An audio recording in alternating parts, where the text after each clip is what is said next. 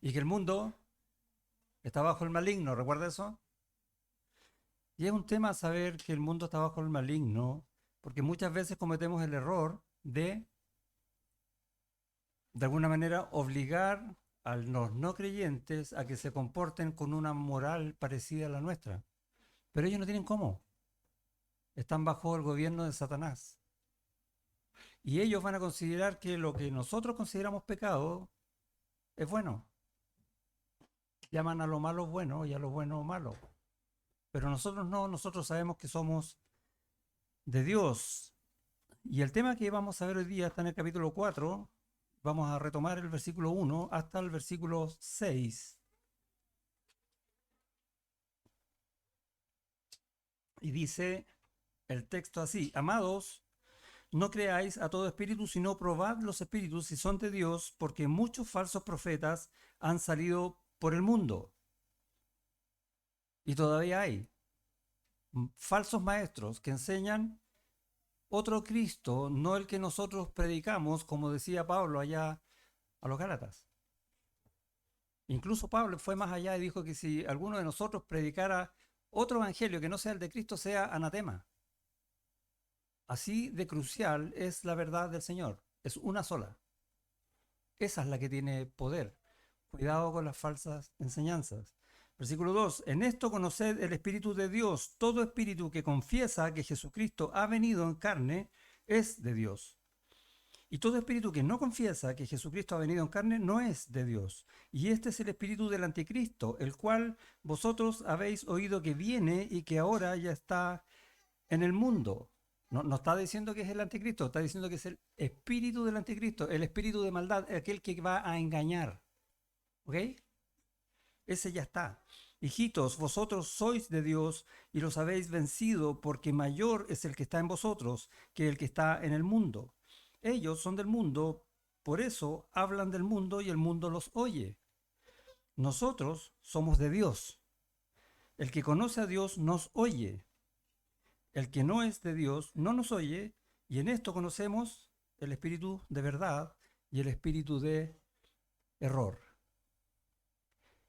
Oramos. Damos gracias, Señor, por tu palabra hoy y rogamos que hables a nuestros corazones. Que siempre sea tu verdad la que nos guíe, que siempre nos movamos de acuerdo con tu palabra, en tu voluntad, según tu guía. Porque en este mundo hay muchos tropiezos y aun si cayéramos en uno, rescátanos, Señor. Vuélvenos siempre a tu verdad, que es Cristo. Que Él sea nuestra luz todo el tiempo. Rogamos que eso quede en nuestro corazón hoy, en el nombre de Jesús. Amén. Y el tema que vamos a hablar, como es casi como se prevé, ¿no? Es que Cristo es suficiente. Y vamos a dejar eso todo el tiempo de la predicación allá en la pared. Cristo es suficiente.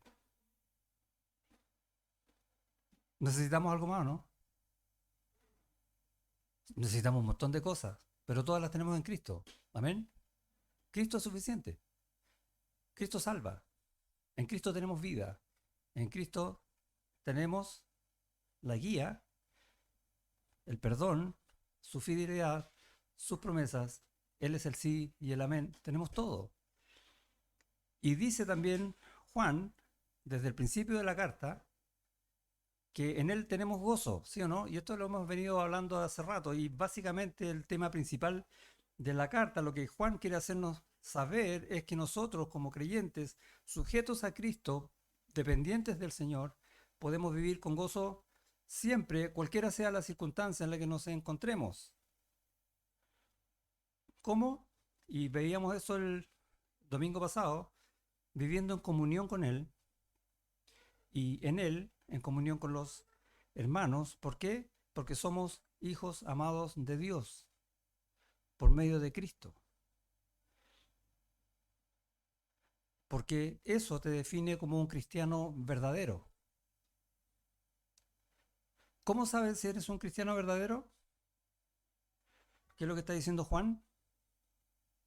Versículos 2 y 3. En esto, conoced el Espíritu de Dios. Todo espíritu que confiesa que Jesucristo ha venido en carne es de Dios. Y básicamente lo que está diciendo que la prueba definitiva del cristiano es que Jesucristo, en la vida de la persona, de ti y de mí, Jesucristo es vital. Y es como obvio, ¿no? Él es nuestra vida. Sin Él no tenemos nada. Es más, estaríamos muertos en nuestros delitos y pecados. Pero no solo muertos en delitos y pecados, sino que nuestra vida hoy está según los propósitos de Él. Y estamos caminando para ser conformados a su imagen, siempre mirándolo a Él. Él es vital. No hay otra figura en nuestra vida más importante, lejos, que Cristo. Por lo tanto, Cristo también es central en nuestras vidas. Y tal vez ese es un adjetivo que no usamos mucho. Si hay algo que tiene que ser central en la vida del creyente es Cristo. Y tenemos muchas cosas que en el día a día a veces pasan a ser centrales en nuestra vida. No, es Él. Siempre tiene que ser Él. Él es el esencial en la vida del que es creyente genuino. Es lo que está diciendo ese versículo 2. En esto conoced el Espíritu de Dios. Todo espíritu que confiesa que Jesucristo ha venido en carne es de Dios, que confiesa con todo su ser que Él es. Y uno se va a preguntar, porque ustedes son perspicaces y van a preguntar, bueno, ¿y qué pasó con el Espíritu Santo? ¿No es Dios también? El Espíritu Santo que Dios envió para morar en nosotros tiene un ministerio, o muchos ministerios que se enfocan en obrar que nuestro carácter sea semejante al de Jesucristo. El Espíritu Santo nos lleva a eso. ¿El Espíritu Santo está preocupado de quién? ¿En nosotros? De Cristo. Voy a ponerlo de esta manera. Desde el punto de vista de Dios, Dios manejando todo el universo, Dios Padre, Dios Hijo, Dios Espíritu, hicieron toda la creación, ¿sí? Y todos son iguales. Pero desde el punto de vista del hombre, pecador, ¿a quién necesita? A Cristo. Sin Cristo está muerto, está condenado al infierno. Solo necesita a Cristo y el Espíritu Santo se encarga entonces, desde el punto de vista de nosotros, de llevarnos a la imagen del Hijo. Y el Padre se ha revelado en su palabra durante toda la Escritura para mostrar quién es Él, cómo somos nosotros y decirnos, el único camino que nosotros tenemos es Cristo. Desde el punto de vista del hombre, solo Cristo. Todo Dios, Padre, Hijo y Espíritu Santo, obrando para que nuestra naturaleza caída ahora esté en Cristo, con perdón de pecados, con vida eterna, con remisión, con redención, comprados con sangre, por Cristo. ¿Hay alguien más importante en la vida del creyente? ¿No es cierto? Y es lo que está diciendo en este pasaje Juan. Cristo es suficiente. Ahora, ¿por qué Juan nos va a hablar de esto? Porque él sabe que la iglesia está constantemente bajo ataque. Siempre va a estar bajo ataque de Satanás, porque Satanás lo que quiere es echar a perder la obra de Dios. ¿A dónde apunta la obra de Dios en las personas? A Cristo. Y ese vínculo él lo quiere romper, lo quiere distorsionar para que no miremos a Cristo de la forma en que el Señor desea. Y en este tiempo, en el tiempo de Juan, hubo ya falsas enseñanzas como las ha habido siempre. Por ejemplo, había una filosofía que decía que Jesús, había un Jesús que era un hombre que nació en este mundo de María, y había otro Jesús que es el Cristo, que es el que vino en el momento del bautismo. ¿Se acuerdan que descendió en forma de paloma? Y que no es el Espíritu Santo, sino que es el Cristo, el divino, que entra en este Jesús hombre. Y que en el momento de la cruz, cuando muere, entonces este ser divino sale y el que muere es este cuerpo, el hombre. y le quitaron toda divinidad a la obra de redención. Y muchos estaban creyendo estas verdades, y hoy día muchos también las creen. Que Jesús era un buen maestro, que era una buena persona, que nunca nadie llegó, ni Gandhi, nadie llegó a la altura espiritual que llegó este Jesús, pero no es Dios. Y la Biblia enseña desde el principio que Jesús, y vamos a decir Jesucristo, es Dios. Y no solo es Dios, sino que es Dios hombre. Dos naturalezas en una sola persona. Es algo increíble que no podemos entender. Eso es Él. No es Dios y un hombre. Es uno solo, Dios hombre. Pablo dice allá en la carta a los Romanos, hablando de la salvación de los judíos, dice que son israelitas de los cuales, y empieza a hablar todo lo que Dios les dio a los israelitas, de los cuales son la adopción, la gloria, el pacto, la promulgación de la ley, el culto y las promesas, de quienes son los patriarcas y de los cuales, según la carne, vino Cristo, el cual es Dios por sobre todas las cosas. Wow, ahí tienes la declaración. Dios hombre. Por eso Juan dice en el versículo 2, en esto conoced el Espíritu de Dios. Todo espíritu que confiesa que Jesucristo ha venido en carne, que Dios se encarnó. Y dice esta verdad que ha venido en carne porque era necesario para la salvación del hombre que el que muriera en la cruz tenía que ser un hombre. Ya no servían los corderos. La ira de Dios tenía que descargarse sobre el pecado del hombre en un hombre. Recordamos que en la muerte de los sacrificios de los corderos duraba, el perdón de pecado duraba apenas un año.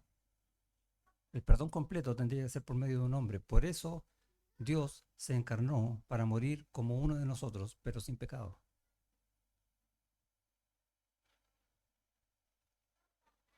Ha venido en carne. Y esta expresión ha venido habla de su eternidad.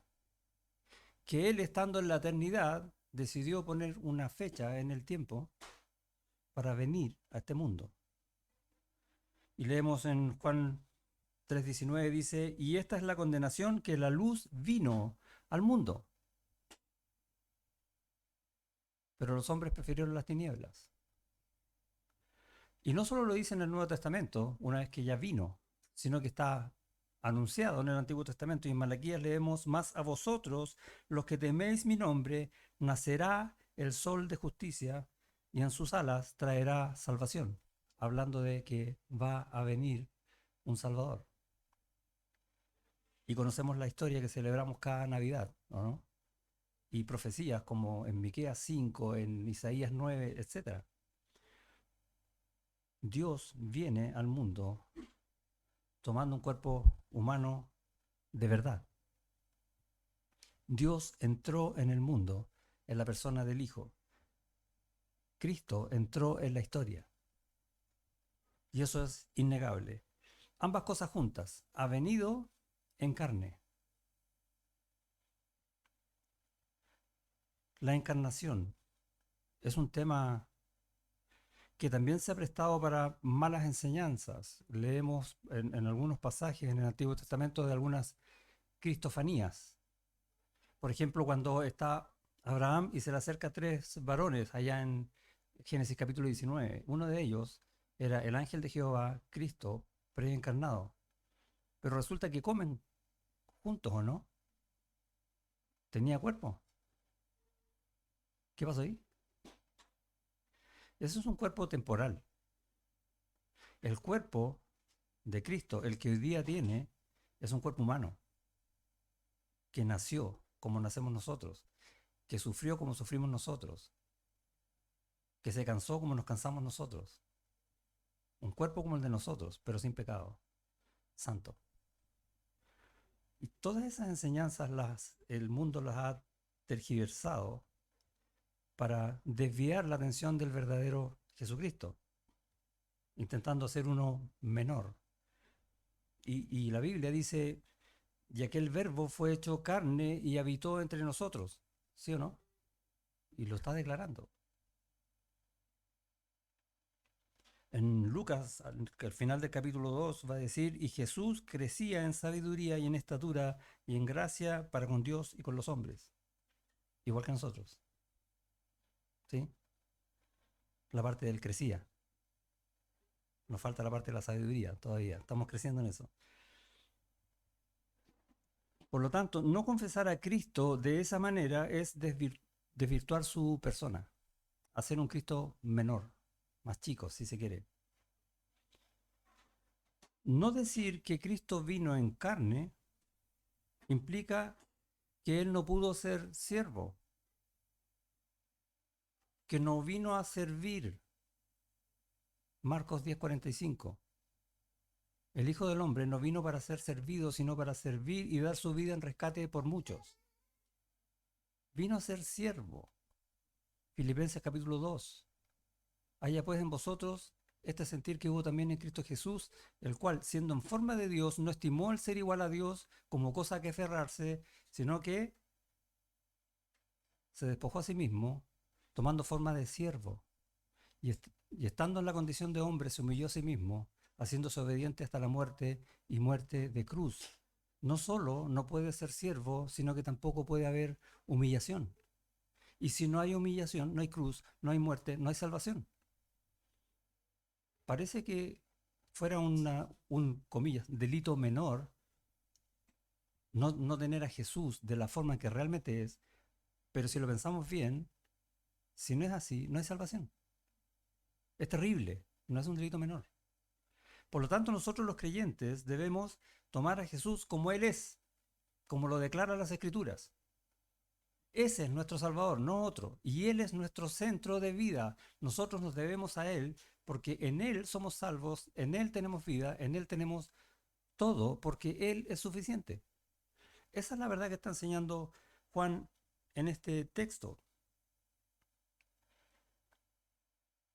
Entender que Él vino a este mundo y se limitó a sí mismo, incluso en su emblema de su gloria. Es espectacular eso.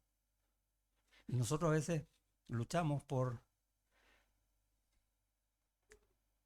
las cosas que a nosotros nos gusta que el mundo reconozca de nosotros. Sin embargo, Él se despojó de eso y nos enseña que sigamos ese ejemplo de humildad, no el que enseña el mundo. Es muy fácil tergiversar las cosas. Que Jesucristo no haya sido siervo, perdón, que haya sido siervo, despojándose de todas sus cosas, implica todo lo que significa la cruz. Dejar eso fuera significa que eso no tiene ningún valor y es terrible. Y muchos hombres lo ven de esa manera. Si el Cristo eterno, ¿recuerda esta figura del Cristo eterno que venía a ocupar un cuerpo? Deja el cuerpo en la cruz, entonces no hubo sufrimiento por los pecados. Y si no hay sufrimiento por los pecados, ¿qué queda para nosotros? No hay pago. El escritor de la carta a los Hebreos dice, pero vemos a aquel que fue hecho un poco menor que los ángeles, a Jesús, coronado de gloria y de honra a causa del padecimiento de la muerte. Ahí está el sufrimiento. Para que por la gracia de Dios gustase la muerte por todos. Ahí tenemos la salvación. Cristo es suficiente. No podemos ser cristianos de verdad si Jesucristo no tiene principal importancia para nosotros. La prueba definitiva del cristiano es que Jesucristo es vital, es central y es esencial para la vida de cada uno de nosotros, para la vida de toda la iglesia. ¿Cómo podemos saber si realmente el Señor es suficiente para mí? Que es la pregunta que tendríamos que hacernos ahora, ¿no? ¿Qué es lo que está diciendo Juan? En esto conocer el Espíritu de Dios. Todo espíritu que confiesa que Jesucristo ha venido en carne es de Dios. ¿Cómo estoy confesando yo a Jesucristo en mi vida? Esa es la pregunta que tenemos que hacernos ahora. Y voy a enumerar 4 cosas. Primero, debería tener la disposición de oír siempre la palabra de Dios y atenerme a ella, sujetarme a lo que la palabra dice, depender de la palabra de Dios siempre. Si hay algo que mueve tu vida es lo que Dios dice. Es una primera prueba. ¿Sí? ¿Cómo puedes saber si Cristo es suficiente para ti? ¿Estás haciendo eso? Tal vez no. Tengo que preocuparme entonces de no solo leer la palabra del Señor, sino hacer la palabra del Señor. Y a eso le vamos a agregar otra cosa, que lo que yo hable o lo que yo comparta o lo que yo enseñe, y sea por ejemplo en un discipulado, en un consejo o incluso en un break de la iglesia, concuerde con la enseñanza bíblica. Y siempre hablamos con hermanos, y hoy día no fue la excepción, en el recreo, para hablar de la enseñanza bíblica, lo correcto, lo que es. Si estoy haciendo esas cosas, entonces puedo decir, ¿qué puedo decir? Que para mí Cristo es suficiente. Entiendo su verdad y la entiendo de la manera en que es. No quiero entenderla de otra manera. A eso puedo agregarle que procuro, además, en mi vida, mantener un equilibrio entre las escrituras y lo que yo vivo. Eso fue lo que vimos el domingo pasado. No lo que yo creo, lo que yo pienso. No, es tengo que mantener en mi vida, en mis decisiones, en mis pensamientos, un equilibrio entre lo que la palabra dice y mis experiencias de vida. Tienen que estar parejitas, ambas por igual. Vivir, ¿se acuerda? En el espíritu y no en la carne. ¿Sí? No os embriaguéis con vino en lo cual hay disolución, dice Pablo, sino sed llenos del Espíritu Santo. Que si algo controla tu vida es el Espíritu Santo, de acuerdo con la verdad de Dios, porque Cristo es suficiente. Y a eso podemos agregarle otra cosa, que vas a buscar hacer todas las cosas de manera de glorificar a Dios en tu vida. Que si bebéis o coméis o hacéis cualquier otra cosa, hacedlo todo para la gloria de Dios. Ahí tenemos ese versículo. Bueno, tenemos que hacerlo realidad en nuestra vida. Todo lo que yo hago, todos mis anhelos tienen que apuntar a darle la gloria a Dios. Si algo que yo estoy haciendo no glorifica a Dios, no es de Dios. Y esa es una buena prueba para decir, ¿es o no suficiente Cristo en mi vida? Si yo quiero hacer cada cosa, si yo quiero planificar mi vida, tomar decisiones en mi vida, muchos de nosotros de repente decimos, pedimos oración porque tenemos planes, ¿cierto? Todos tenemos planes. ¿Glorifican al Señor? ¿Por qué? Porque Él es el centro de todo. Cristo es central, es suficiente. Toda tu vida debe apuntar a Cristo. ¿Cómo haces eso en la práctica? Ya hemos visto algunas cosas. Y lo primero que tienes que preguntarte es, ¿crees realmente que Él es suficiente?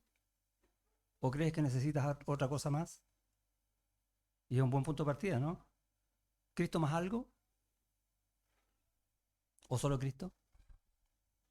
Y hay pasajes, incluso en el Antiguo Testamento, que nos enseñan esas verdades. Allá en Segunda Reyes, capítulo 22, está la historia de Josías. Y voy a esta historia porque es una de las que estuve leyendo hace poquito en mi lectura diaria. Y dice, cuando Josías comenzó a reinar, era de 8 años y reinó en Jerusalén 31 años. El nombre de su madre fue Jedida, hija de Adaía de Boscat. E hizo lo recto ante los ojos de Jehová y anduvo en todo el camino de David su padre, sin apartarse a derecha ni a izquierda. ¿Y qué hizo este hombre? Envió a restituir las cosas del templo, y cuando estaban los sacerdotes haciendo eso, llegamos al versículo 8, dice, entonces dijo el sumo sacerdote Hilcías al escriba Safán, he hallado el libro de la ley en la casa de Jehová. E Hilcías dio el libro a Safán y lo leyó. Y se lo llevaron entonces al rey. Versículo 11, y cuando el rey hubo oído las palabras del libro de la ley, rasgó sus vestidos. Y hay un acto ahí, ¿sí o no? Encontrarse cara a cara con el Señor debe causar un efecto en tu vida. Y es lo que está enseñando esta historia en Josías. Y el primer efecto es arrepentimiento. Porque no soy yo, porque es Él. Y yo no estoy como debería estar. Eso fue lo que vio Josías. Luego el rey dio orden al sacerdote Hilcías y a Hicam, hijo de Safán, a Bor, hijo de Micaías, al escriba Safán y a Asaías, siervo del rey, diciendo: Id y preguntad a Jehová por mí y por el pueblo y por todo Judá acerca de las palabras de este libro que se ha hallado. Y sigue la historia hablando de cómo restituyó las cosas y celebró la Pascua después de muchos años que no se celebraba en Jerusalén. Y es terrible escuchar eso. Pero Dios siempre tiene misericordia para que nos volvamos a Él, para que veamos a Cristo y lo pongamos primero en nuestro corazón, porque Él es vital, Él es central, Él es esencial en nuestra vida. Cristo es suficiente. Y tenemos esta historia de Josías para recordarnos estas verdades. No puedes sentirte conforme como estás, ni el mundo lo hace. Porque tú puedes decir: yo estoy relativamente bien, ¿sí? Y a veces decimos: ya vamos a hacer un curso en la iglesia para aprender ciertos libros, ciertas doctrinas. Y dice: no, yo me manejo, yo hice el discipulado 1, el 2 y el 3, estoy bien. Hasta el mundo entiende que puede seguir creciendo, que puede seguir inventando, incluso va haciendo nuevas teorías de cosas viejas, pero sigue haciendo nuevas teorías, porque se preocupa. Y el creyente debería estar todo el tiempo estudiando la palabra de Dios, buscando el rostro del Señor y preguntando cómo está mi corazón respecto de si Jesús es o no principal en mi vida. ¿Es suficiente? No deberíamos quedarnos conformes con eso, sino siempre seguir buscando. ¿Por qué?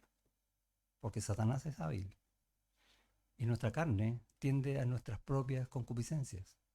Lo sabemos. La pregunta es: ¿por qué nos dejamos de estar sabiendo esas verdades? Porque a lo mejor Cristo todavía no es suficiente. A lo mejor es Cristo y un poco de mí. Y tenemos que ser honestos con nosotros mismos, porque si no vamos a caer. Necesitamos crecer, necesitamos aprender, necesitamos ser edificados. Y la palabra de Dios habla de eso para la iglesia, hasta que todos lleguemos a la imagen del varón perfecto. ¿Cuándo va a ser eso? Cuando estemos en el cielo. ¿Cuándo vamos a estar en el cielo? No tengo idea, pero mientras tanto, tenemos que estar haciendo eso, ¿no? Creciendo, preocupándonos de unos con otros, de crecer juntos, que el carácter de cada uno sea cambiado más y más para que apunte conforme a la imagen del Hijo, para que apunte a Cristo, porque Él es suficiente en nuestras vidas. Cuidado con cerrar la puerta de aprender, porque vamos a caer rápidamente en malas enseñanzas. Y tristemente lo vemos en muchas iglesias. Duele decirlo, pero es verdad. Y no sé tú, pero yo no quiero que esta iglesia sea así. Yo quiero que en esta iglesia se vea a Cristo, siempre. Y por eso, gracias al Señor que pone cartas como la de Juan que nos hacen ver, ir a este pasaje y renovar esta verdad en nuestras mentes y en nuestros corazones. Cristo es suficiente, necesitamos crecer en Él. Si nos quedamos conformes, creemos que estamos relativamente bien, vamos a empezar a cometer errores o eh, empezamos a vivir de enseñanzas del pasado que no necesariamente son las buenas. Voy a dar algunos ejemplos.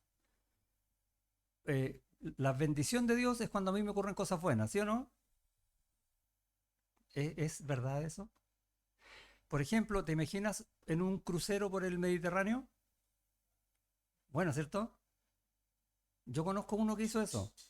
Ustedes también lo conocen, Jonás. ¿Sí o no? Lo mandaron a predicar a Nínive y ¿qué hizo él? Tomó un crucero por el Mediterráneo y dijo: voy a España, Tarsis, para allá voy, dijo. ¿Es una bendición de Dios o no? No, ¿cierto? Pero a veces nosotros lo tomamos: oye, un crucero por el Mediterráneo, tremenda bendición del Señor. No, no, no, no. Si no estás glorificando a Dios con lo que estás haciendo, no es bendición del Señor. Esa es la definición, no es cuánto me agrada a mí. Cuidado con eso. Si, una frase: si Cristo va contigo, entonces nada malo te va a pasar. ¿Sí? No, el Señor va conmigo. ¿Qué puede pasarme? Bueno, pregúntale a Pablo, ¿qué le pasó? ¿No lo tomó el Señor y le dijo que lo iba a enviar como apóstol a los gentiles? Dijo, me es necesario que sufras mucho por mi causa. ¿No le dijo eso? ¿Y cuánto sufrió? Más que mucho. Incluso estuvo a punto de morir a pedradas. ¿Cristo no iba con él? ¿O sí? Sí. Él iba predicando al Señor, de parte del Señor, con el Señor. Y le pasó de todo. Entonces no es tan cierto. Como miramos nosotros la palabra del Señor versus lo que el Señor dice de su palabra. Necesitamos aprender más cosas. Nos van a pasar pruebas, ¿no? ¿Sí? Y tenemos que dar gracias a Dios cuando nos hallamos en diversas pruebas. ¿Y cómo vamos a pasar las pruebas? Sufriendo. ¿Algo malo te va a pasar? Sí. Vas a estar siendo usado por el Señor. En el mundo tendréis aflicciones, pero confiad. Yo he vencido al mundo. ¿No dijo eso Jesús? Él mismo dijo que vamos a tener aflicciones. Entonces, ¿por qué decimos si voy de la mano con Cristo no me va a pasar nada? Aprendamos bien lo que el mismo Señor Jesucristo nos dice. Y es una gran bendición ser probado por Él, ¿o no? Porque significa que está trabajando en nuestro carácter. Gracias, Señor, por eso. No importa cuánto me duela. ¿Por qué? Porque Cristo es todo para mí. Él es suficiente en mi vida. ¿Cómo debo entender entonces la palabra de Dios? Bueno, como Dios la dice. Por ejemplo, tenemos una hermana, puso este salmo aquí en la pared, dibujó, cortó las letras y lo vino a pegar acá y dice, andaré delante de Jehová en la tierra de los vivientes. ¿Cómo debo entender yo ese salmo? ¿Que yo voy a andar contento en este mundo? ¿Que el Señor va a apoyarme en todo mientras yo esté caminando en este mundo? ¿Qué significa estar delante de Jehová? Más que comunión. Es un Dios que es santo. Nunca olvides eso. El Señor es santo. ¿Y cómo soy yo? ¿Y cómo puedo andar yo en el Señor siendo el santo y yo pecador? No es tan fácil, ¿no? Por lo tanto, tiene que haber una actitud de mi parte para andar con el Señor, una actitud de humildad, de reconocer mi pecado, de arrepentimiento, de necesitar su perdón, de necesitar su guía, porque lo más probable es que yo dé en esta tierra de los vivientes el paso equivocado si no es Él el que me guía. Cristo es mi guía, Él es suficiente. Y empiezo a entender entonces que este salmo está hablando de cosas espirituales que yo necesito. Eh, Josué, esfuérzate y sé valiente. ¿Recuerdan eso, no? Dice, nunca se apartará de tu boca este libro de la ley, sino que de día y de noche meditarás en él para que hagas y guardes conforme a todo lo que en él está escrito, porque entonces será prosperado tu camino y en todo te irá bien. Josué 1, 8 y 9. Ah, el Señor nos va a prosperar y en todo nos va a ir bien. Nos quedamos con esa frase, ¿no? ¿Qué dijo antes? Que nunca se aparte de tu boca la palabra de la ley, que todo lo que tú hagas sea conforme a lo que el Señor Jesucristo te dice. Él es el centro, Él es la esencia de tu vida. Y entonces Él te va a prosperar y todo te va a salir bien de acuerdo a cómo tu carácter va a ir siendo conformado más y más a la imagen de Cristo, de acuerdo a cómo Dios va a ir usándote para que des fruto en este mundo y ganes coronas para que cuando estemos en el cielo la pongas en los pies del Señor Jesucristo. De eso está hablando el versículo. Uno dice, ah, es un relato histórico. Sí, es un relato histórico, pero está diciendo unas verdades tremendas.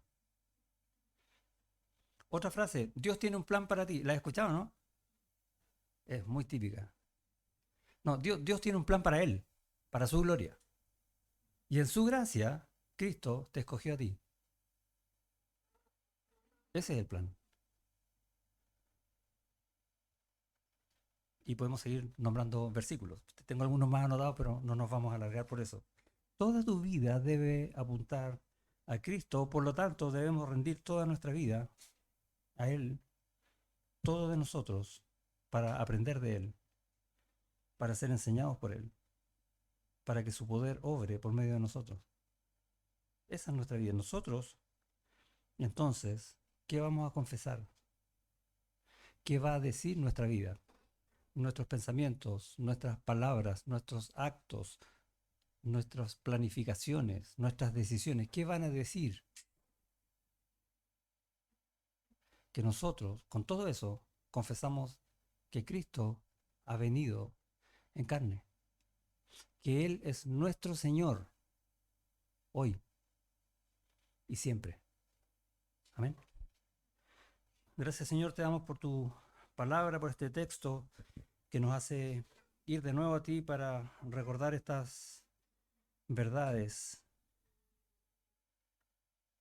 para que de la manera en que nosotros recibimos a Jesús, vivamos por Él, con Él y para Él, como dice también tu palabra, andar en Él, para que estemos siempre arraigados a Cristo, que nuestras raíces se alimenten de Cristo, de tu palabra, de tu espíritu, siendo Cristo el principal en todo. Ponerlo de verdad en primer lugar en nuestras vidas, que sea siempre nuestro centro, que todo, absolutamente todo lo que tengamos en nosotros lo glorifique a Él. Ayúdanos a recordar de tanto en tanto esa cruz, ese dolor, esa terrible ira derramada sobre Él por causa mía. Ayúdanos a ser humildes, a despojarnos de las cosas que no convienen, tal como lo hizo Cristo, que se despojó de lo que sí conviene por amor a nosotros. Ayúdanos a despojarnos por amor a Él y crecer de verdad, reconociendo que Cristo realmente es suficiente y no necesitamos nada más. Gracias te damos por esto en el nombre de Jesús. Amén.